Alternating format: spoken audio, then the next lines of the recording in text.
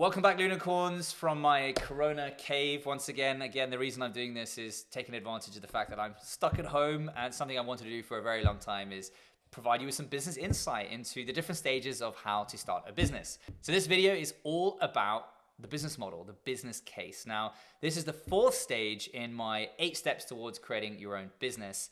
And this stage follows after your research phase, and there's a very important reason why. Because during your research phase, which is in the video above, I'll set a link to that, it's the past video, watch that one before you watch this one if you can. It's about understanding your customer. Who is your customer? Now, in the research phase, you find out who your customer is. Whether your customer is a person or a business or a government is very important, because that's the person that's going to be buying your service or product. Once you know who that customer is, business, government, person, whatever, you know what your business model is going to be. It's set for you, basically. And there are all kinds of business models. You've probably heard a lot of them. You know, an example is Uber is peer-to-peer. There's P2P, B2C, B2B, B2B2C, B2G, dropship, freemium, on-demand, and D2D. That's a new one, actually. D2D, I interviewed this cannabis startup. There's a link above to check that interview out. It's a hilarious one, a new one on the team. The point is, whatever it is, B2B, B2C, you name it, you need to understand what your business model is going to be, because there are different costs associated to selling to different customers. Whether you're B2B or B2C, business to business or business to consumer, completely changes how you're going to market your product. Because if you're selling directly to customers, you probably want to reach them on Facebook, on online somewhere, some way. If you're selling to businesses, you probably want to meet them at trade fairs, cold calling. A lot of outbound sales are involved in selling to businesses, proving them that your product is worth their time and money. So that is why it's very important to understand the marketing costs associated to selling to that customer. This comes into play in your unit economics. What I mean about unit economics is something that is an old school economic term. It simply means if it costs you, I'll give the example of selling a juice, a simple bottle of juice, a 30 ml bottle of juice. Say the raw materials, the cost to create that product is $1, to make it easy. And the packaging and everything is another $1.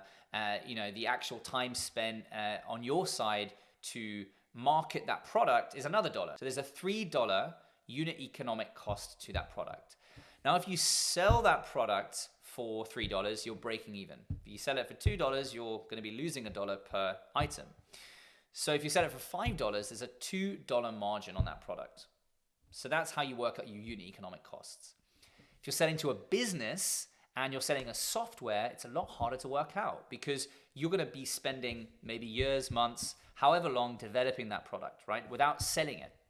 So say it costs you $1 million to develop that product in a year, and you're going to sell that service on a subscription-based service at $20 a month. You need to work out how many customers you need paying per month until you're going to actually make back the money from the development of the product, to then actually know how much you're going to have to charge to make money on it a year down the line once you're selling it. Bear in mind, you're going to have to pay people to sell it. That also is a cost to That's also a cost to factor in. So understanding your business model is really important, because whether you're selling to businesses, consumers, or governments, you need to factor that into the cost price of your product. You can't be too expensive, but you can't be too cheap. You need to find that sweet spot. One way to find out your business model sweet spot and price point is finding out from customers, doing things called pilot testing, beta testing, finding out what they're willing to pay.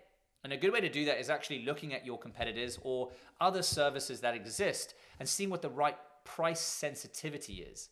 This is what a factor that goes into creating your business model and the financial plan around your business. A great exercise that exists to do this is another classic example, a thing called a BMC, the Business Model Canvas. It's an age-old example using 9 areas to define what your business model is going to be. So I put the list below to a free business model canvas to download with the 9 key areas to better understand what your business model is. During this phase, you should spend the time, once you understand what your business model is going to be, to understand the costs required to achieve that business model and put them into a simple plan. I put an example to one that I use regularly for the businesses that I've set up. It's a template that I've tried and tested and tweaked over the years, which is very basic. It's a framework that, to be quite honest with you, anyone can use. It starts with revenue and goes all the way down to the cost and profit of your product. I've broken it down into the basics.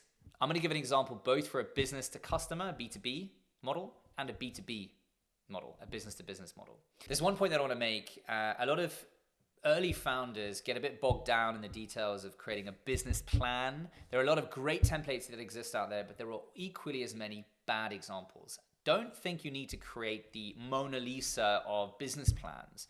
You need something that shows that you've done the research, you've understood it, and that there's an example there.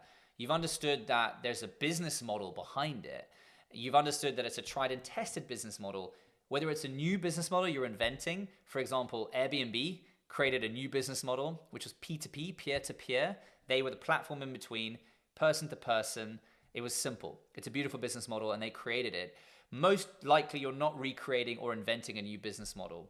So look at ones that exist, apply them to your industry, and simply figure out how they make money and how they spend money.